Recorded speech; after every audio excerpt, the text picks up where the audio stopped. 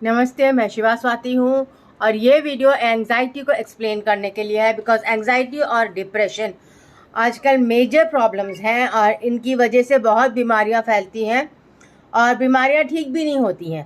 In fact most fatal illness, heart attacks, diabetes, cancer, इन सब के पीछे एंजाइटी ही होती है। मोस्टली एंजाइटी लाइफ में आती है जब प्रॉब्लम सॉल्व नहीं होती हैं और एक के बाद एक डिसअपॉइंटमेंट आने लग जाते हैं।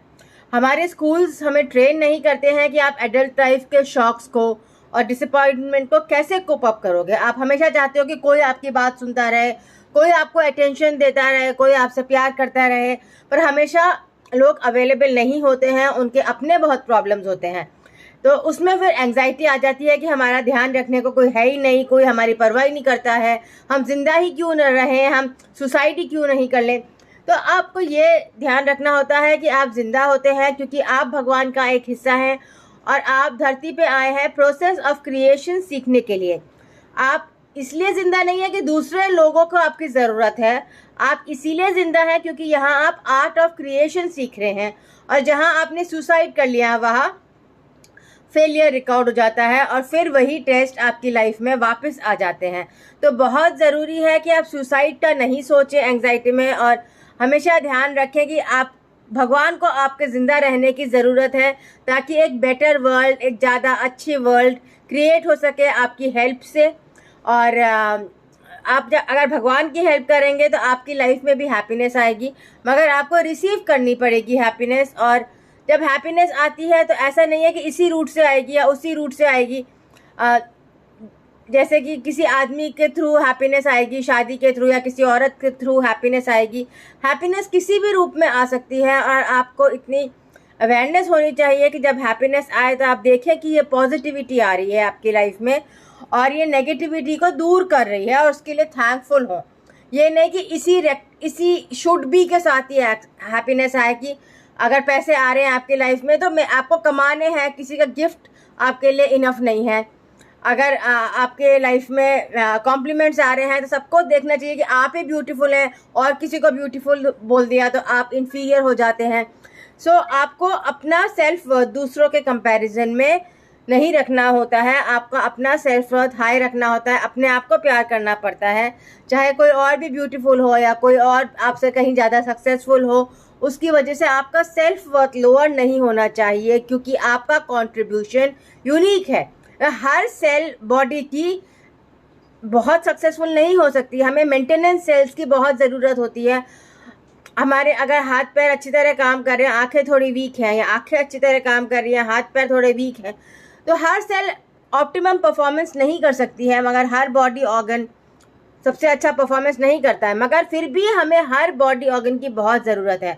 तो भगवान को आपके ज़िंदा रहने की बहुत ज़रूरत है। जहाँ आपने सुसाइड किया वहाँ भगवान की हार होती है और डेविल की जीत होती है, बिकॉज डिप्रेशन जीत लेता है और जहाँ डिप्रेशन जीतता है वहाँ हैप्पीनेस हारती है। तो अगर आप खुद ही हार जाएंगे तो कोई और आपको कैसे बचाएगा। तो बास्ट लाइफ थेरेपी, स्पिरिट रिलीजमेंट से आपका एंजाइटी बहुत कम हो जाता है, मगर उसके साथ मेडिटेशन करना पड़ता है क्योंकि मेडिटेशन से वो मेंटेन रहता है। कंटिन्यूअस थेरेपी से आप ठीक तो होते हैं।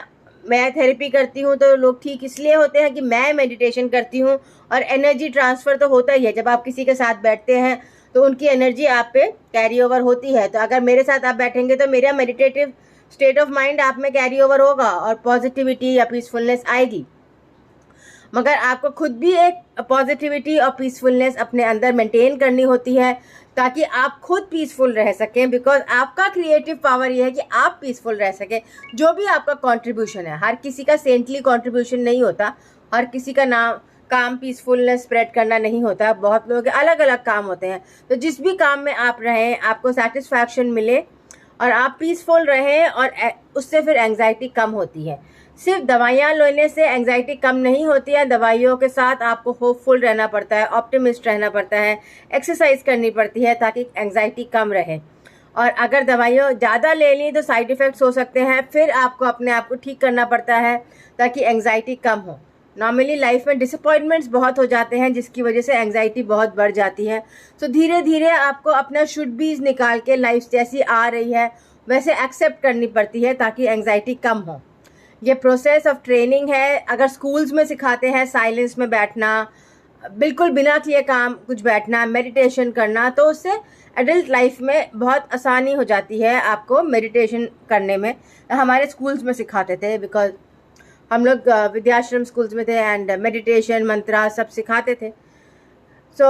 इतना मुश्किल नहीं होता, पर आजकल स्कूल्स में नहीं सिखाते हैं, बहुत ज़्यादा ड्रिवन रहते हैं schools, pressurising to perform activities and performance and बच्चों को मज़ा तो बहुत आता है, मगर एग्रेसिवनेस भी बढ़ती है और एंग्जाइटी भी बढ़ती है। और एंग्जाइटी एडल्ट लाइफ में कोप करना मुश्किल हो जाता है, बिकॉज डिसअपॉइंटमेंट्स एक के बाद एक आते हैं एडल्ट लाइफ में, जब आपके पेरेंट्स नहीं होते आपको सपोर्ट करने को, और कोई टीचर्स भी आपको सपोर्ट नहीं करते हैं, हर कोई एक्सपेक्ट ही कर रहा होता है। एंग्जाइटी को आप ट्रेन करने के लिए मेडिटेशन में ट्रेन करना, अपने आप को सेल्फ हीलिंग, प्रोग्रेसिव रिलैक्सेशन में ट्रेन करना बहुत ज़रूरी है। पास्ट लाइफ थेरेपी में आपको बहुत फोकस आ जाता है, जब मैं थेरेपी करवाती हूँ 3 से 5 घंटे में बहुत फोकस आ जाता है, जिससे फिर आप अपनी सेल्फ हीलिंग और मेडिटेशन आगे करके पॉजिटिविटी मेंटेन कर सकते हैं। पॉजिटिविटी मेंटेन करना बहुत ज़रूरी है, ताकि हेल्थ सही रहे और पीस ऑफ माइंड रहे, कंटेंटमेंट रहे, और अपनी लाइफ आप पूरी कर सकें, ताकि आपका लाइफ पर्पस इस लाइफ में अचीव हो और कंटेंटमेंट हो, और फिर अगली लाइफ में ये टेस्ट नहीं आए और आप एक हायर लेवल ऑफ हैप्पीनेस और कंटेंटमेंट पे हो।